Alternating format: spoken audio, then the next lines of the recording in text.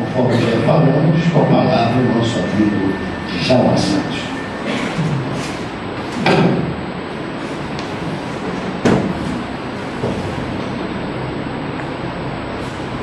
Que a paz de Jesus continue nos nossos corações.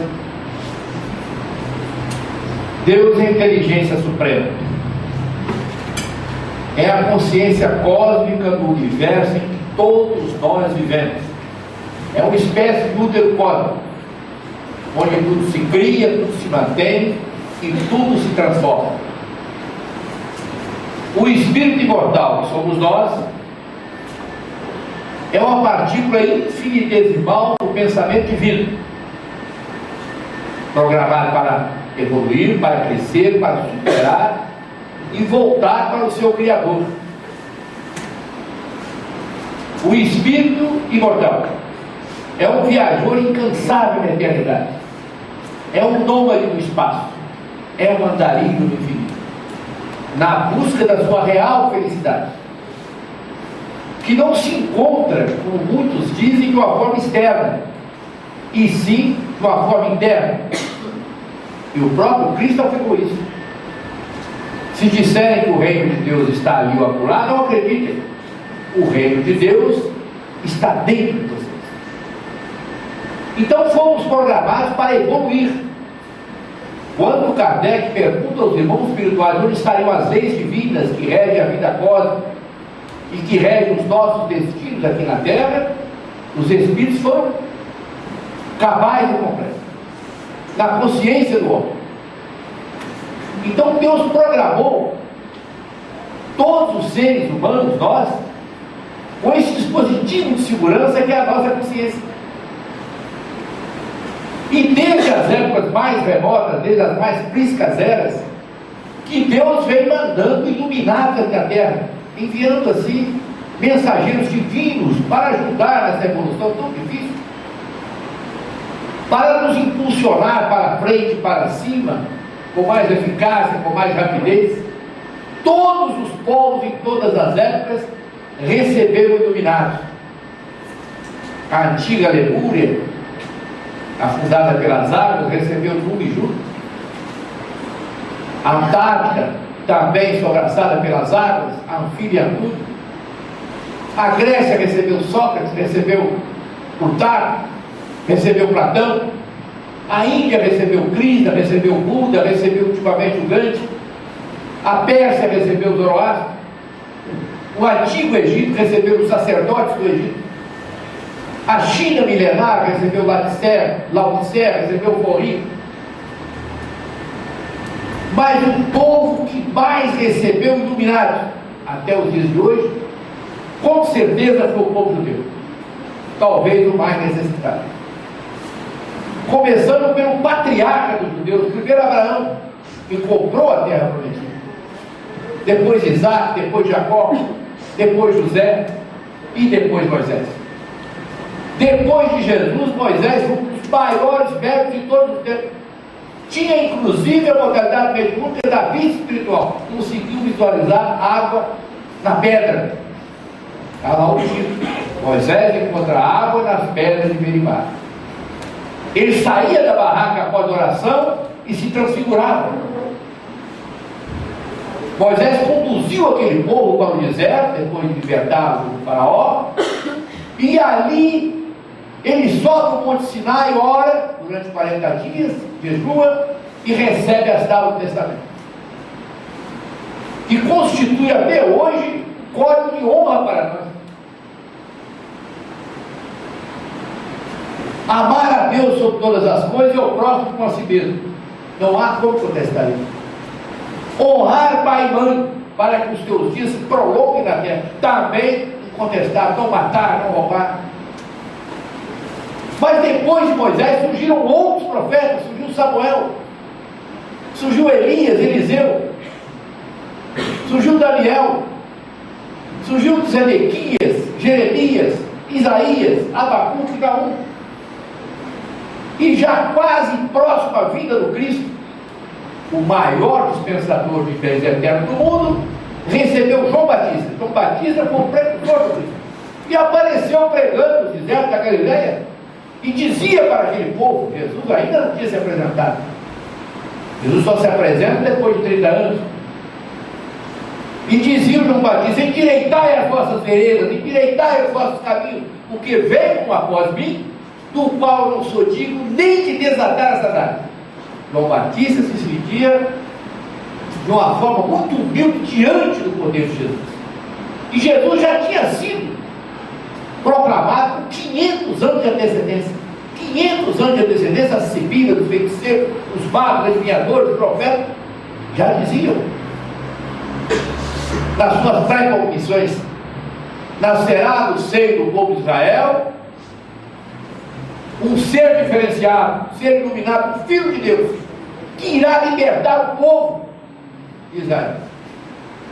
Mas ignorantes que eram naquela época e sobre os dias de hoje, eles pensavam que seria uma libertação da parte material, já que eles haviam passado pelo jugo dos babilônicos, dos assírios, dos persas, e agora estavam sob o jugo dos romanos. Então aquele povo queria um general, queria um lutador, um guerreiro que viesse em cima do carro de combate e que vencesse os romanos e eles passassem, né, de dominados a dominadores, como continuam até hoje querendo ser dominadores. O povo de Israel é um povo dominador.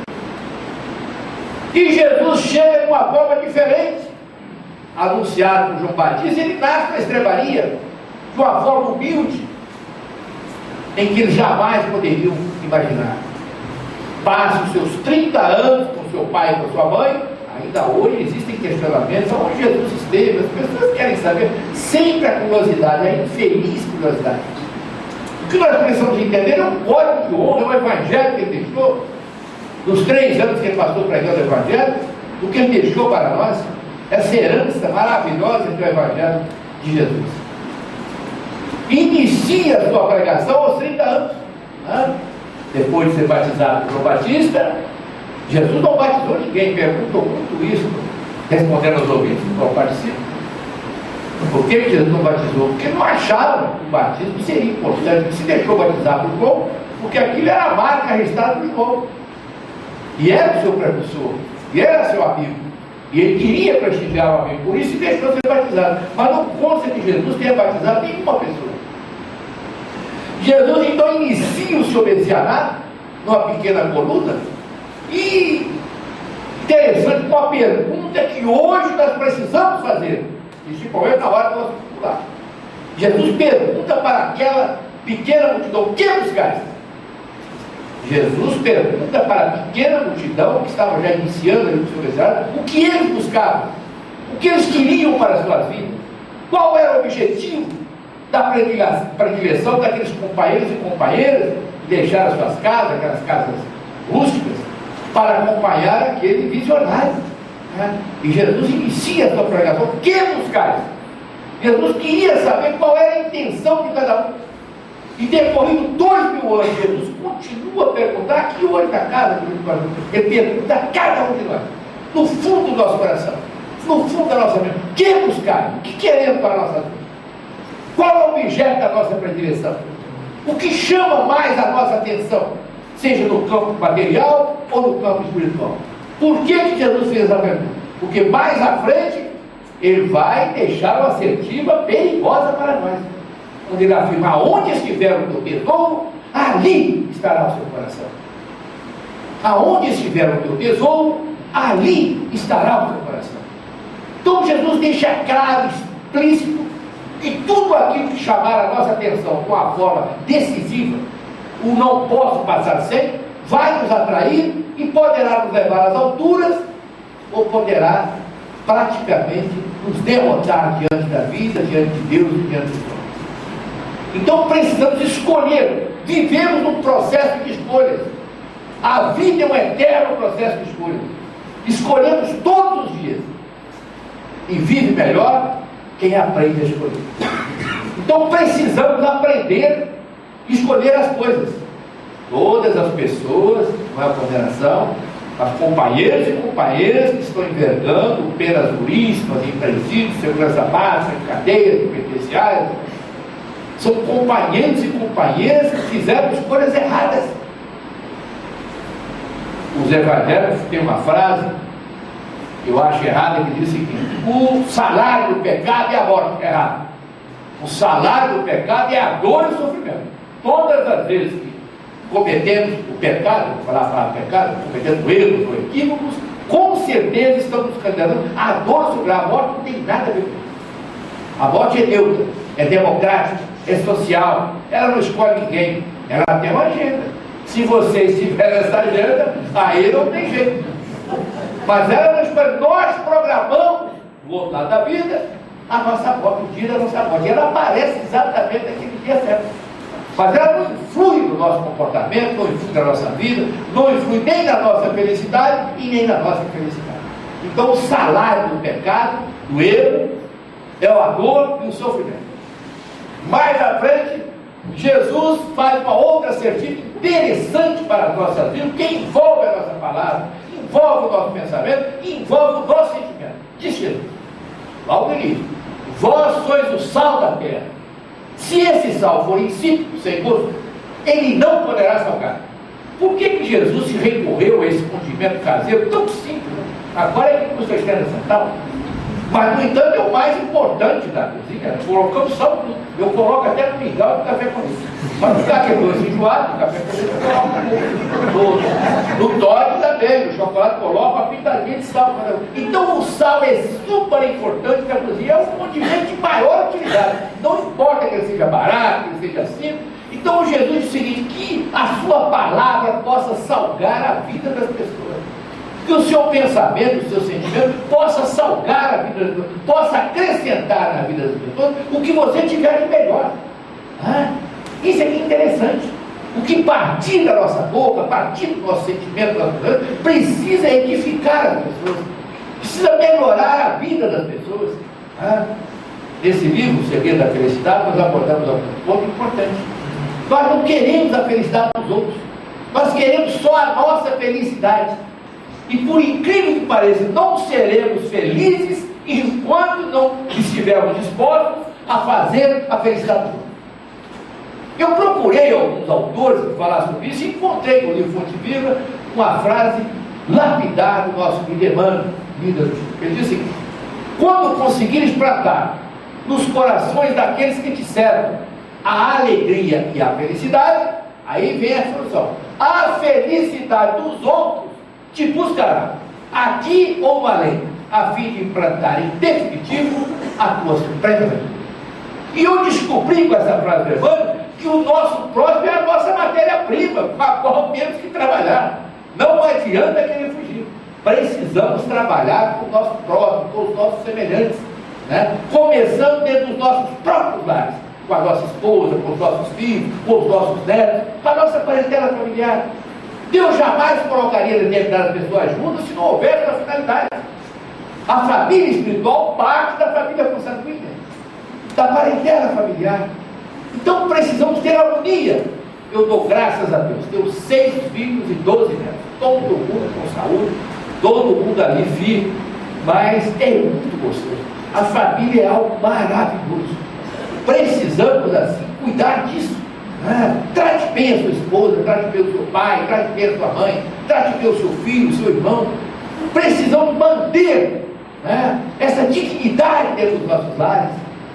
Hoje nós vemos pela televisão, pelo rádio, através dos jornais, muitas querelas dentro do grupo familiar, famílias que não se entendem, porque não executam o lar, não blindam, falam muito em blindagem de carro, blindando os vidros, blindando a janela, blindando as latarias, mas a maior blindagem ainda é a blindagem interna, é a blindagem do coração. Volta o Emmanuel, quando fala da saúde física e espiritual, ele diz o seguinte: o comprimido ajuda e a injeção melhora, mas os verdadeiros males partem do coração. Se não blindarmos o nosso coração, não fazemos nada, ficamos à deriva. Então precisamos blindar o nosso coração com a ação da prece, do silêncio, do recolhimento e principalmente do culto lá. Eu vi também o culto do Evangelho lá, muito bom, está lá no meu livro, só comprar no meu livro, que eu dou todas as dicas do culto lá e coloco várias orações, várias preces, várias coisas. Muito bom o livro. Você já tem o livro? É bom, não é? Eu falei a pergunta do Silvio Santos: é bom ou não é? É bom. interessante, eu sou apaixonado pelo culto evangélico. Já fiz hoje, amanhã faço duas vezes. A pessoa me telefonou lá na programa dizendo que faz mensalmente, o outro quer fazer semestralmente. Eu faço duas vezes e se eu pudesse eu fazia três. Quando eu vou para a rádio aquela manhã na rádio, amanhã eu saio 5 horas de casa, para 4 horas, depois faço para 6 horas da manhã direto. Mas então dentro do 355, depois do 326, não é um culto lá, porque ninguém está ouvindo, mas eu sou assim, para mim, eu faço a minha peça, estou me blindando dentro do outro. Dentro do outro, eu continuo blindado. Porque nós corremos muitos riscos, essa que é a grande verdade. A nossa estrutura íntima é fraquíssima, é débil. Nós não temos ainda condições, não temos assim, estrutura espiritual para suportar tudo isso que chega até nós de fora. É muito importante termos essa habilidade. Então, continuando com Jesus, depois dessa frase, do vós sois o sal da terra, ele diz uma outra quase semelhante: vós sois a luz do mundo. Não se coloca a candeia debaixo do alqueire. Alqueire é uma medida de 40 litros. Minha mãe usava muito isso, 1920 e pouco, 30 e pouco, para apagar uma lamparina que era feita com óleo de mamona. Então aquilo era grudeiro. Então, para apagar, ele ia apagar por dedo. Tinha uma vasilha chamada que é o que Jesus se refere, e coloca por cima, faltou o oxigênio, o que faz com que o fogo crepite é o oxigênio. Então, por isso Jesus usou essa figuração. Não se coloca uma luz debaixo do alqueire. E quem acende uma luz é o primeiro a ser iluminado por ela. Então, se a pessoa já tem algum conhecimento, já possui alguma coisa que ela pode passar, ela precisa passar isso para frente. Jesus dá uma outra lição de que não podemos guardar coisas que servem para os outros. Isso aí está se referindo a tudo, até a roupa. Esse Natal, por exemplo, pessoas que querem doar roupa, doar comida, fazemos muitas doações. Eu até fiquei um pouco decepcionado, então preparei uma bolsa de roupa para um mendigo que passa frente à minha rua. Então, quando ele passou, ele disse: olha, volta, você voltou, ele passou vendendo aquele ferro, carregando para vender. Quando voltar, tem aqui, tem uma bolsa. Então, eu preparei um frango, mas não é que o mendigo subiu, você é sequestrado, meu mendigo?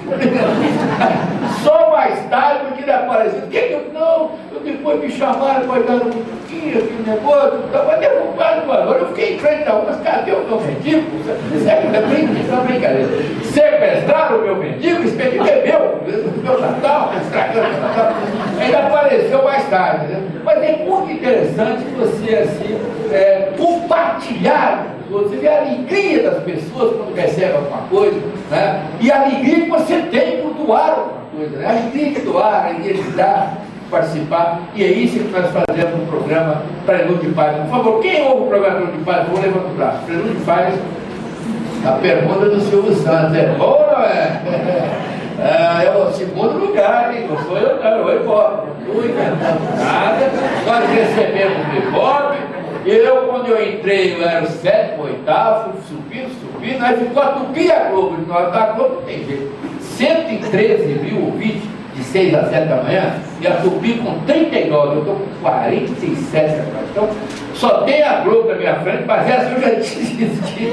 Mas graças a Deus o programa está muito bom, porque é um programa evangélico, espírito evangélico, que nós pregamos o evangelho abertamente, quer dizer, ali, com os vídeos só do Emmanuel, do André Luiz, vídeos fora da leitura de Anjos, quer dizer, estão com Chico, muito com Chico.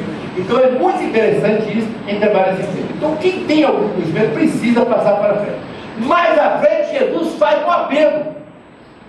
Eu gosto muito do Evangelho de Jesus, do Evangelho dos Espiritismo, porque a gente precisa ir a fundo nisso. Quando Jesus diz assim: vinde a mim todos aqueles que se encontram cansados e oprimidos, e eu vos aliviarei. Isso é muito bonito, as pessoas veem isso com muita, mas no fundo você precisa fazer uma pergunta para você mesmo: eu já consigo ir? Você já consegue? Que Jesus está chamando: vinde a mim todos aqueles que se encontram cansados e oprimidos, e eu vos aliviarei. Você já consegue ir? Esse é um detalhe interessante, mas tem um outro detalhe interessante nessa certidão. É que Jesus não fala do cansado que encheu a laje, bateu laje, não, nem porque trabalhou pesado, cavando duro, não. Jesus fala daqueles cansados mentais, cansados dos vícios, dos desejos, das paixões, companheiros e companheiras que não conseguem ser felizes, que depois de muito tempo das iniciações, cansa, vicia, atrofia as possibilidades físicas e espirituais. Então é esse tipo de cansaço, é o cansaço mental. Você cansou do erro, você se cansou do erro, se cansou do equívoco, se cansou do escândalo, da falcatrua, da corrupção, e você agora quer ser feliz, você quer seguir com Jesus. E aí eu me lembro do Paulo, quando ele diz: aquele que segue Jesus de perto, com sinceridade e transparência, nova criatura é.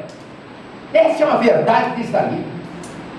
Com Jesus nós nos tornamos novas criaturas, com pouca dependência do campo material e com muito mais dependência do campo espiritual.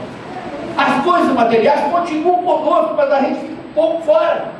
Eu me lembro nesse Natal, voltou para cá, são 6, 5, 12, 14, casado, vocês imaginam quantas pessoas tinham em casa? Quase 30. E fizemos uma mesa enorme, tinha de tudo. Também tem aquele coisa americana, cada um levou um troço, saci, adora, gelo.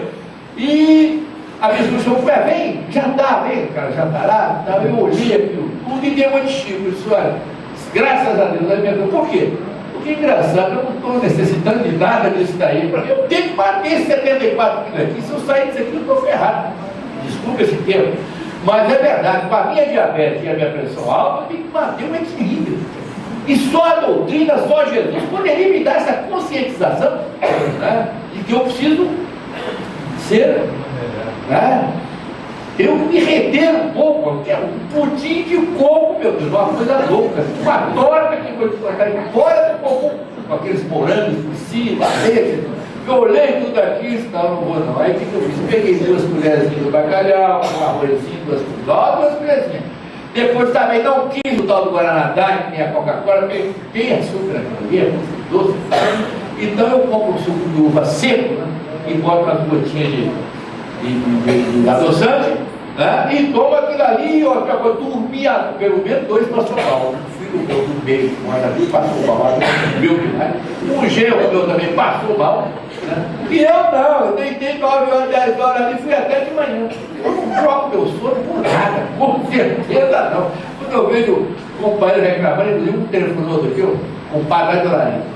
Pai, há tempo que eu era, fica aí, do exército, fizemos a escola das aulas, as coisas. Pai, eu não consigo dormir, você que é espiritualista, o que é que eu faço? Você já experimentou trabalhar? Ele falou: trabalhar como eu trabalhei com você durante 30 anos, rapaz. Você quer que eu trabalhe? Não, meu filho, não é esse trabalho, mas agora é um outro trabalho. Ajudar a tomar de vera, lavar a louça, fazer isso, fazer aquilo. Não, isso eu não faço, não. Eu saio, vou lá pro pegando, jogar dominó, jogar baralho, depois volto para outra coisa. Com essa atividade mental, você vai dormir nunca. Com certeza. E cuidado para não pegar a depressão. Entendeu? Cuidado para não pegar a depressão. Então nós precisamos nos cuidar. E entra a blindagem com Jesus. Tem uma frase nova que agora virou moda. Eu recebi 100 e poucos e-mails no Natal, e pelo menos umas 80 pessoas colocaram embaixo do e-mail: Jesus sempre. Essa é aquela frase nossa que vocês esquecem. Jesus sempre. Jesus sempre. Então precisamos mentalizar essa frase, caminhar com essa frase, dormir com essa frase. Jesus é o sol das nossas almas, é o nosso corredor de posições. Me lembro que eu estava no exército, nós tínhamos um aparelho, união por bússola, também denominado corredor de posições. Todas as vezes que estava aquele sobre montanha, você não viu o objetivo, apenas o observador. Então você tem que regular aquilo ali, milimetricamente regulado. E quando ele coloca ali, então, direita 20, esquerda 40, aí você vai no corredor de posição e o tiro cai no alvo. Então Jesus é esse corredor de posição. Você não é o alvo é seguro. É NA no alvo. NA no alvo, Jesus. Então não há erro. Com Jesus não há erro. Nós precisamos entender isso, E por isso Kardec codificou o Evangelho segundo o Espiritismo, deu mais vida ao Evangelho de Jesus, com muito mais explicações, com muito mais ilações a respeito de tudo o que Jesus deixou para nós. Mais à frente: não junteis tesouros na terra, onde há traço, onde há cupim, mas tesouros nos céus. Claro que é figurativo isso. O céu nós sabemos, nem terra, o céu é nosso.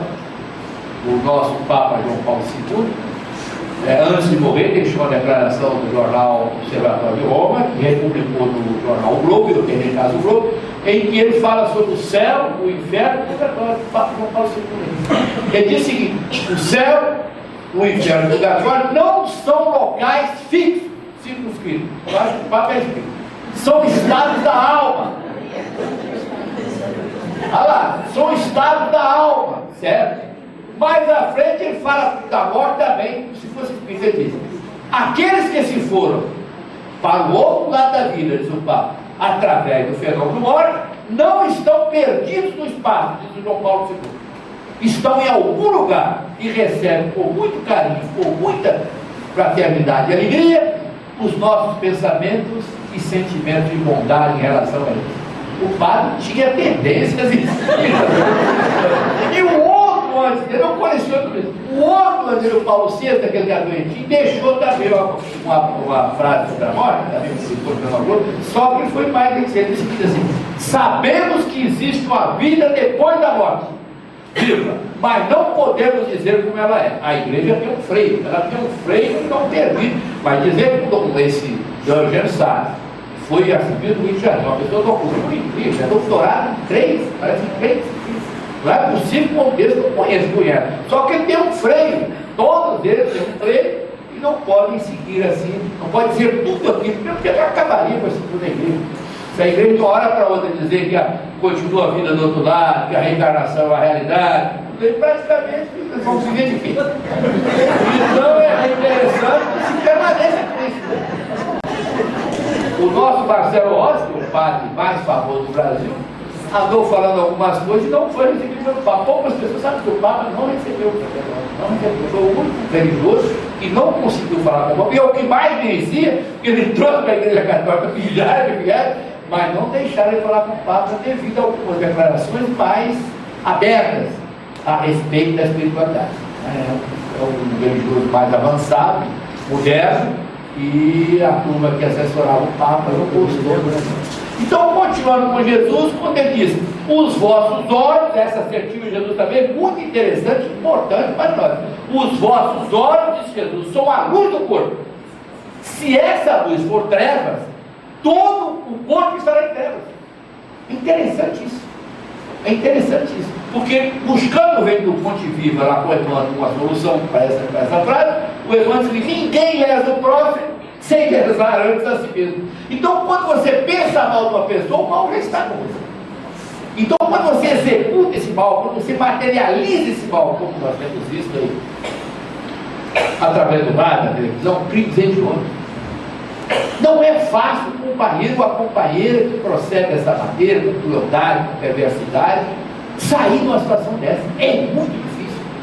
Porque isso fica gravado na mente, no pensamento, no perispírito. E terá muitas reencarnações dolorosas, punitivas. Não punição por parte de Deus, mas pela própria consciência mortal. Do outro lado da vida, temos livros aí que já venderam milhares de exemplares, contra isso, contra aquilo, mas na realidade encontramos do outro lado da vida a nossa própria consciência mortal. A morte, dentre dezenas de definições, a mais correta é a seguinte: a morte é um encontro com a própria consciência.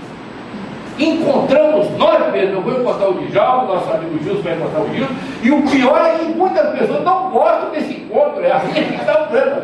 Muitas vezes não gostamos desse encontro, né? Porque aqui nós temos um espelho opaco, nós não vemos na realidade aquilo que somos. Do outro lado da vida não podemos esconder absolutamente nada. Então precisamos pautar as nossas experiências aqui no campo da carne, com retidão, com transparência, né? Com bondade, com caridade diante das mãos de luta, porque estaremos sempre frente a frente com a nossa consciência imortal. A morte é um encontro com a própria consciência. E a morte só é ruim para quem é ruim. Eu, geralmente, quando falo sobre a morte, no final da palestra, se ninguém não aprendeu nada, lembra só dessa frase: a morte só é ruim para quem é ruim. Pronto, aí se a pessoa guardar isso aí, já é bem o caminho andado. E aí não vai fazer mal para os outros, né? Então, os nossos olhos, Jesus falou dos olhos, mas é como se falasse das mãos também. As nossas mãos são a luz do corpo.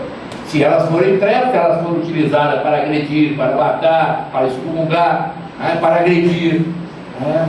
A mesma coisa é a nossa boca, né? Através da maledicência, através da crítica destrutiva, através do comentário desairoso, através da piada em mau gosto, do comentário chulo.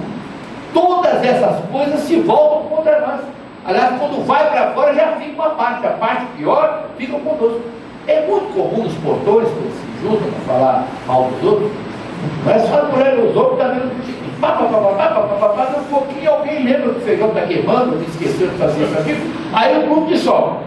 O grupo dissolve. E um ou dois, eu estou com a dor de cabeça, mas eu não comi nada, não comeu, mas falou. Não comeu, mas falou. Então, muitas dessas pequenas distonias, né, como enxaqueca, dor de cabeça, dor na coluna, são as variáveis dessas ações intempestivas do mal que nós procedemos ali e achamos que é coisa pequena, mas pequena que já provoca. E se der continuidade, aí a situação fica difícil. Nós atraímos as nossas enfermidades. Na realidade, quem adoece é o espírito. O espírito é que adoece. O corpo é apenas um órgão excretor. O corpo é encarregado de jogar para fora aquilo que nós temos por dentro. O espírito coloca para fora aquilo que nós temos por dentro. Então é um cômodo. O espírito se sente incomodado e ele então coloca para fora aquilo que ele tem. Mais à frente, Jesus faz as suas bem-aventuranças. Bem-aventurados os aflitos, porque eles serão consolados. Bem-aventurados simples, porque eles verão a Deus. Então Jesus fala dos aflitos, mas aí não vem aquela aflição. Nós temos as aflições materiais. Quem está com o carro 2010 já saiu 2011. Está aflito porque não pode comprar o 2011. Ele comprou um da Volvo para sair aquele jipão daqui. Até eu gosto daquele jipão daqui. Então saiu aquele jipão daqui, não quer aquele mais. Não vou ser considerado. Eu quero o jipão da frente daqui, né? O japonês. Então não é essa aflição. Estou com a televisão de 29, quero uma de 72 polegadas. Não, é uma aflição quando a pessoa quer mudar, ela quer realizar mudanças, ela quer modificar alguma coisa na vida dela, ela quer partir para uma vida melhor, e muitos impedimentos surgem, com certeza. Nós temos muitos impedimentos, inclusive dentro dos nossos próprios lares. Pessoas que sofrem posições dentro dos próprios lares, através dos pais, dos filhos, dos irmãos, da esposa, do esposo.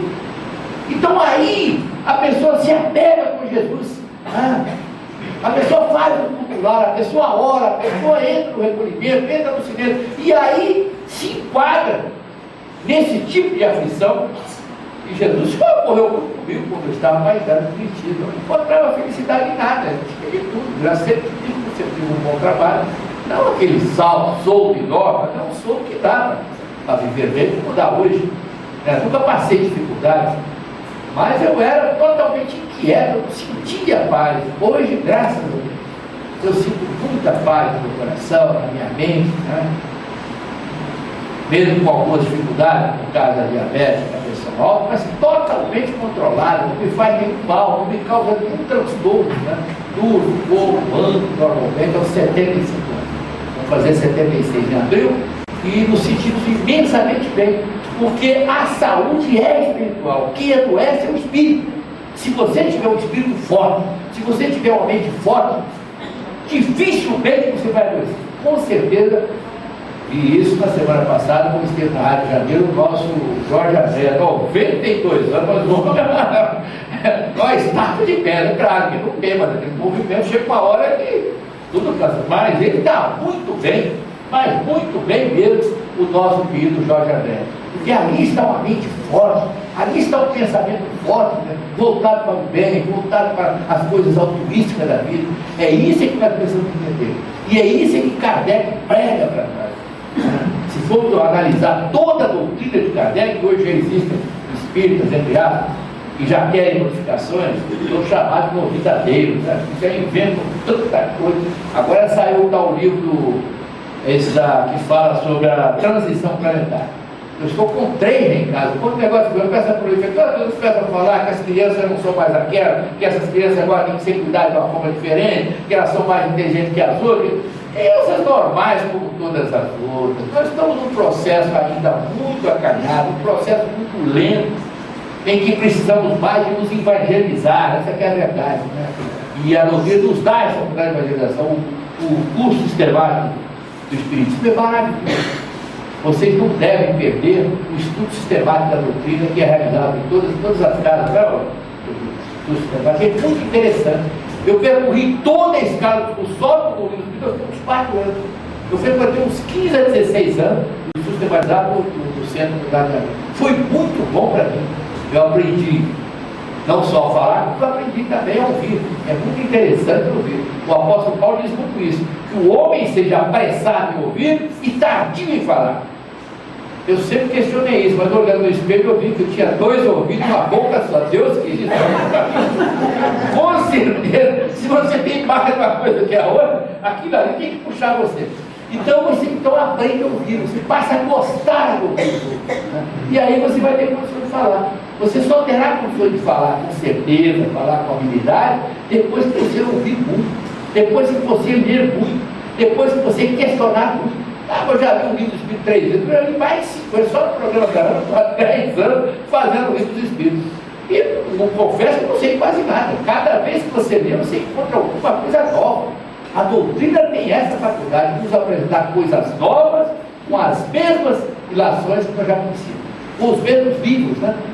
Todos os livros, o Evangelho dos Espíritos, você está sempre encontrando alguma coisa nova. Mais à frente, Jesus fala: bem-aventurado aqueles que são misericordiosos, porque alcançarão a misericórdia. Quer dizer, é a caridade.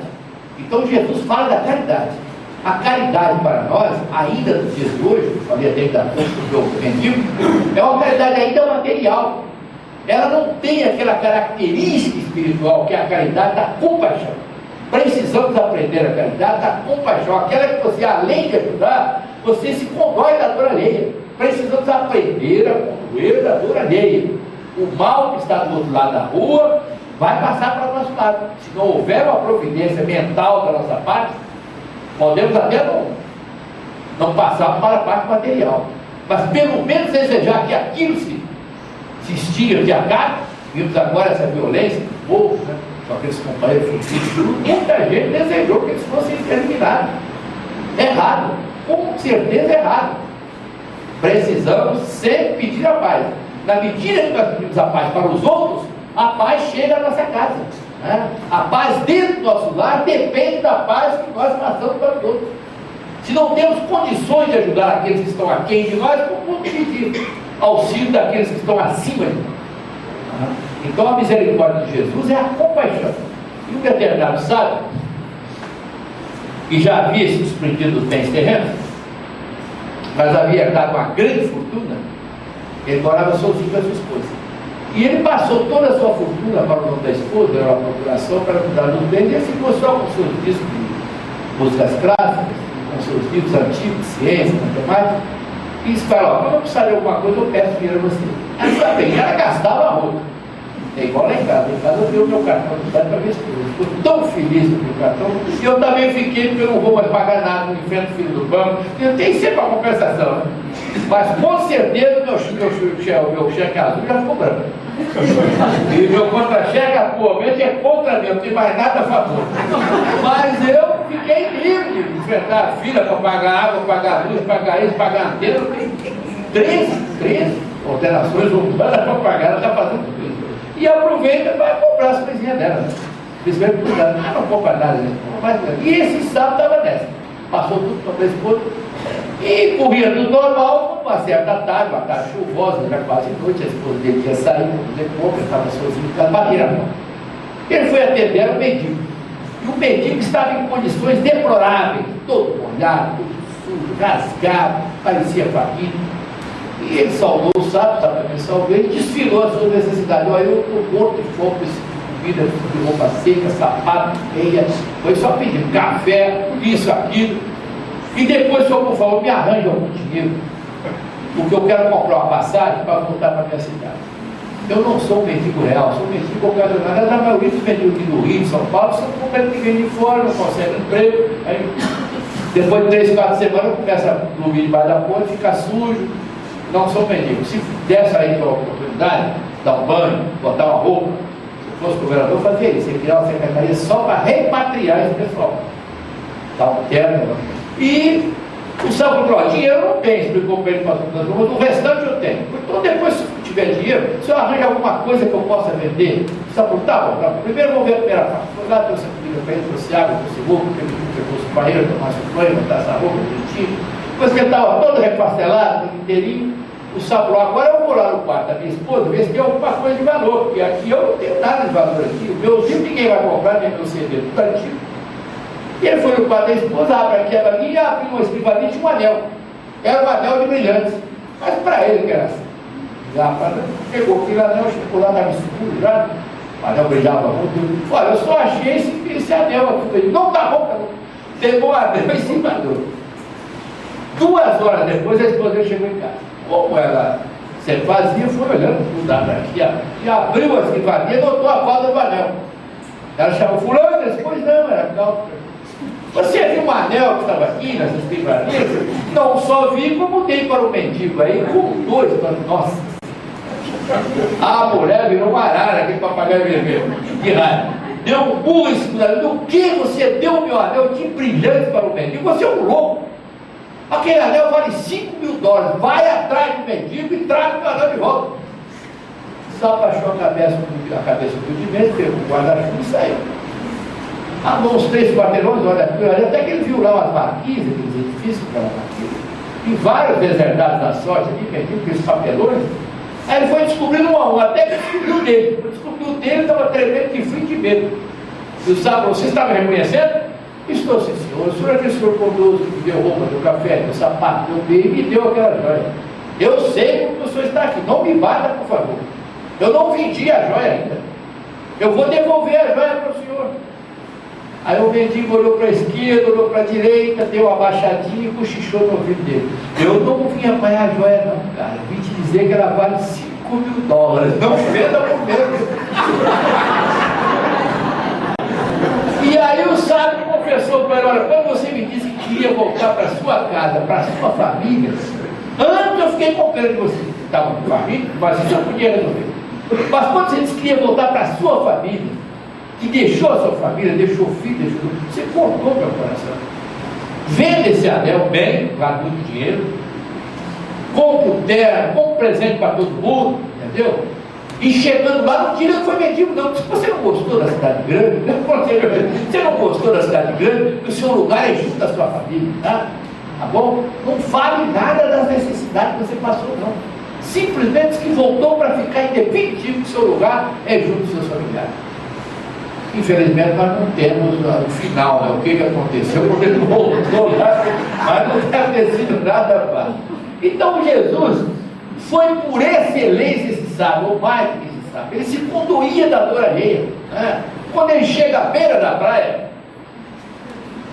os pescadores, e vários dos seus apóstolos, uns 4 pescadores, tinham ido por alto do mar, tinha apanhado um peixe. E Jesus não virou, vocês estão tristes, pegamos peixe. E Jesus disse, vamos voltar ao mar. Está lá, não tem nada na Bíblia. E eles então, se era o Cristo que dizia, eles confiavam, entraram no barco, foram lá em alto mar, Jesus manda parar o barco e dá uma ordem. Eu adoro essa ordem. Lance as vossas redes para a banda da direita. Lance as vossas redes para a banda da direita. Eles lançaram as redes para a banda da direita e elas voltaram abarrotadas no peixe.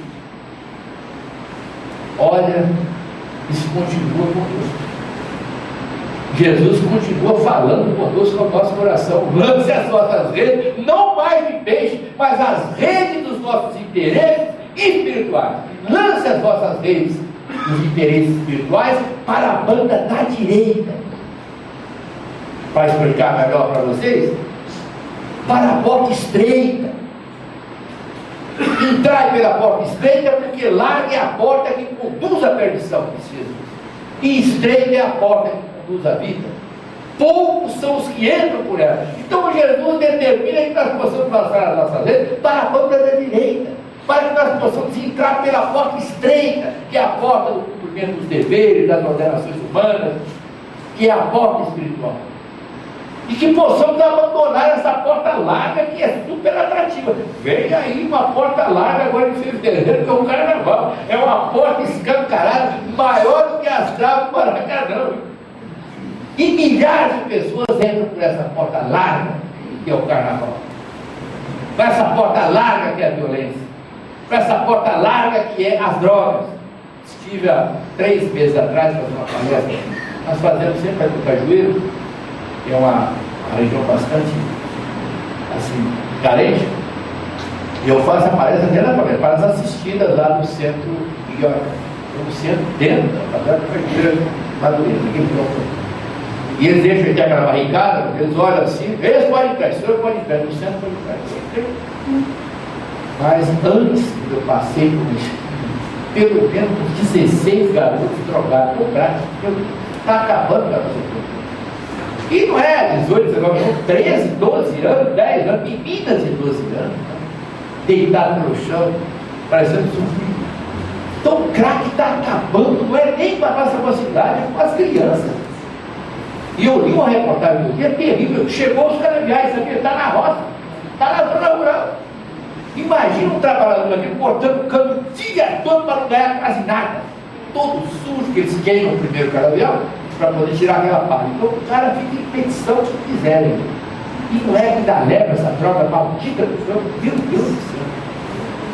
Então o crack, que é barato, a pedrinha de R$2, já está nos canaviais, já está nos cafezais, nos milharais.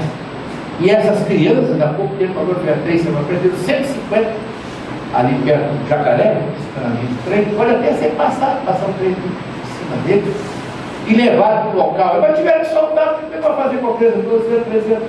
Então nós estamos atravessando uma crise terrível e precisamos orar. Tinha um programa do Pai na televisão, que o cara nem explica, no final dizia assim: o Brasil precisa orar. Contaram o bispo Crivella. Aquela parte era muito importante, acharam interessante. O Brasil precisa orar. Com certeza precisamos orar. Pelos outros, não é só por nós, porque realmente a situação é muito difícil, mas muito difícil. Então, Jesus manda para que nós possamos lançar a rede dos nossos interesses para a banda da direita, para a porta estreita, e abandonar a porta das iniciações, que nós conhecemos de sobra. Mais à frente, para quem acha que Jesus não sentenciou nada, sentenciou sim. Ninguém deixará a terra sem que tenha pago até o último centímetro. Essa frase é totalmente contrária aos escritores que estão escrevendo aqui a respeito da chamada transição planetária. Porque o pessoal que tem a transição planetária está dizendo que isso precisa expurgar, haverá uma renovação automática, não vai ocorrer. Não tem nada de automático. Eu sou peremptoriamente contra a gratuidade, contra o traumatismo e contra o milagre. Eu não aceito a gratuidade, não aceito o automatismo e não aceito o milagre. O milagre é o homem, o milagre é você. Você é o milagre. Na medida que você se esforça, na medida que você realmente se empenha no sentido de se modificar, de mudar hábitos, de mudar a tendência, de mudar o comportamento, de mudar o pensamento, aí sim as coisas funcionam. Mas não espere que as coisas cheguem de graça para você. Não espere o automatismo de uma hora para outra, porque levarão milênios ainda. E Jesus diz: ninguém deixará a terra sem que tenha pago até o último centímetro. Ficaremos aqui reencarnando sucessivamente, muitas vezes em reencarnações repetitivas, em que vamos fazer as mesmas coisas que fizemos antes, porque somos maus alunos, até acertar a nossa condição planetária, até as nossas vibrações atingirem um nível em que nós vamos subir. Não há necessidade de fazer de automatismo. O automatismo é interno.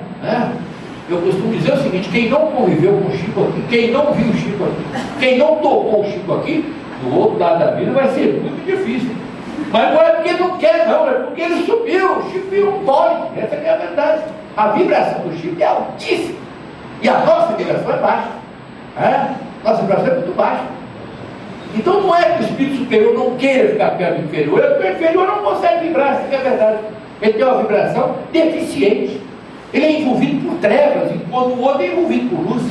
É isso que nós temos que entender. Então, na medida que modificamos os nossos hábitos, nossos pedores, as nossas tendências, na medida que endireitamos as nossas veredas e os nossos caminhos, como dizia João Batista, aí nós nos envolvemos com luz.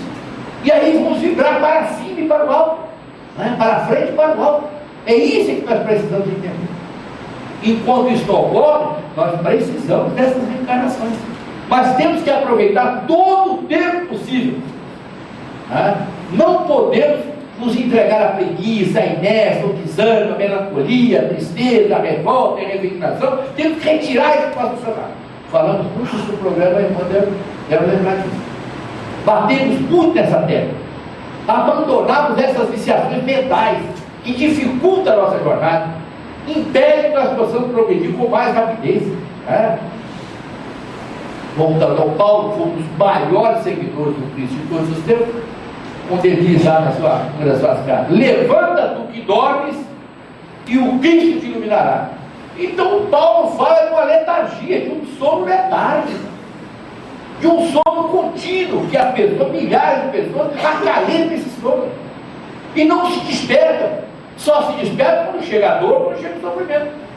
Não é capaz de se despertar através de um aconselhamento, através de uma palestra, através de uma música, através de uma leitura. É necessário que perca um ente querido, é necessário que sofra um acidente, mas a vida não é assim. Nós podemos nos desviar de tudo isso. Nós fazemos o nosso destino.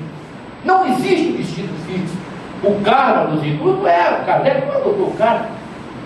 O nosso destino é maleável. Se você estiver perdendo um braço, está trabalhando muito, você perde uma mão, um dedo ou uma unha. Então podemos mudar o nosso destino. Mas isso requer trabalho. Volta ao trabalho. Isso requer trabalho, isso requer esforço, requer dedicação.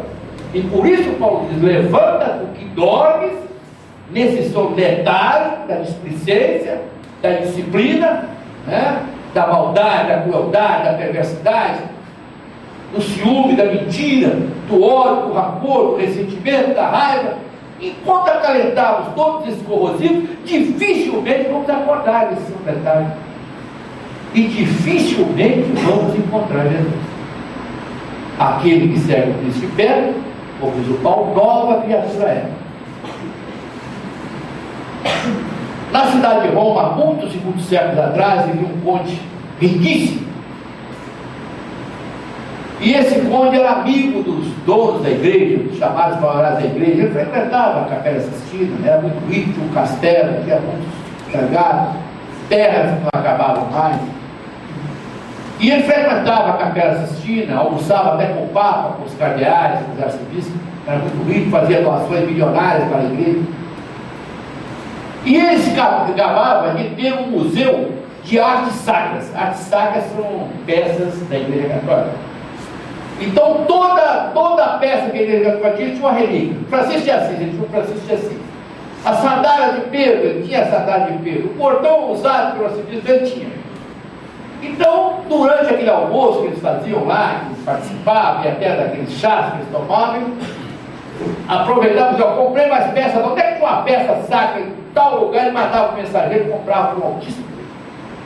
Mas, em determinada ocasião, daqueles arcebispos, talvez até chateado, tanto ele falar no seu museu, disse para ele o seguinte: tem uma peça que você não tem no seu museu. Ele disse: qual é? Ele disse: um cálice de ouro, um cálice de ouro que Jesus tomou vinho na última ceia com seus apóstolos e que se transformou na lenda de Santo Grau. Colocando-se vinho nesse cálice, o vinho se transforma em sangue. Mas isso existe, mas é claro que existe. Senão não teria a lenda de Santo Grau, que é conhecida até hoje, que é o cálice de ouro, segundo a igreja católica. E então esse eu não tenho. Terminado ali aquela reunião, ele saiu obsidiado ali: eu tenho que achar esse cálice. Eu tenho que achar esse cálice. Chegando em casa, ele participou, reuniu a família, ele disse: olha, eu vou dividir a metade da fortuna, apurar a minha parte de dinheiro, o restante de vocês, do castelo, e eu vou procurar esse cálice. Primeiro aqui dentro de Roma, depois nos arredores, e se eu não encontrar, eu vou para o mundo inteiro, porque eu tenho que achar esse cálice de ouro que Jesus tomou vinho na última ceia e que se transformou na lenda de Santo Grau, colocando-se vinho, transforma-se em sangue. Um mês depois ele formou uma comitiva de 20 pessoas e já estava dentro de Roma procurando. Não tinha uma notícia, só tem um cara da igreja tal, ele mandava lá, mas o arcebispo elegante, essas características, é de ouro, tem a medida tal, tem aquela inscrição. Quer dizer, ele estava com todos os caras, não, esse não é esse, não é esse. Aí mais outra informação. Depois de quase um ano dentro de Roma, não achou. Aí resolveu ir para cidades. Roma tem muitas cidades, tem centenas de igrejas. E ele então passou a percorrer desde aquelas cidades grandes, Milão, até aquelas pequenininhas, né, que tinha aquelas igrejinhas, e sempre com pessoas. Tem um caso em tal lugar, chegam lá de madeira, era de cobre, era de lata, era de zinco, de alumínio. Mais 5 anos ele teve que desfazer com o tio, que estava cara já e não tinha achado nada, né? E ele então continuou sozinho, ainda tinha um pouco de dinheiro. Mais 10 anos, 15 anos procurando, ele encontrou o cara. Então ele resolveu ir para fora da Itália, ou então para Portugal, depois para a Espanha, que são países evidentemente católicos, procurando o caso de ouro que deu origem à lenda de Santo Grau. Aí o dinheiro acabou, mas ele era um cara culto, um cara que tinha uma pessoa que tinha várias universidades. Ele passou então a lecionar, dar aula para poder custear a sua missão, que ele se julgou que era imprescindível encontrar aquele cara. Ele queria aquele cara no seu museu. Ideal dele encontrar o cara, voltar para casa, confraternizar com a sua parentela e ali colocar aquele cara. Está aqui o cara do senhor, a lenda de Santo Grau, né? E ele não encontrou o cara, e acabou também, ele ficou muito velho, mais 5 anos, 20 anos, já estava com quase 80 anos, alquebrados, e aí se transformou no mendigo.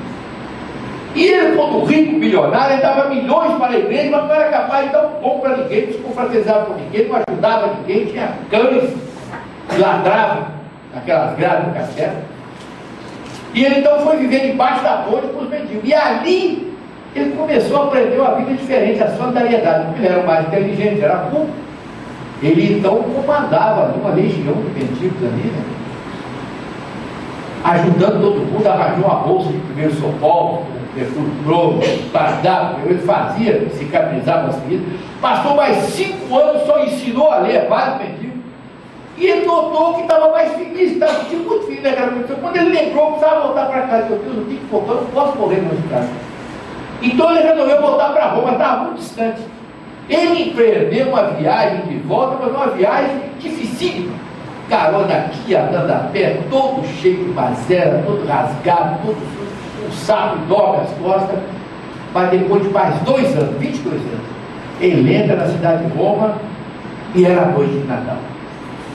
E Roma, durante o Natal, apesar da neve, as luzes feéricas, aquelas lojas iluminadas, aquelas pessoas com aquelas compras, todo mundo correndo, e com as crianças puxando pelo braço, e ele não olhava nada daquilo, caminhava, arrastando, ele queria chegar no seu castelo, ele queria morrer lá no castelo.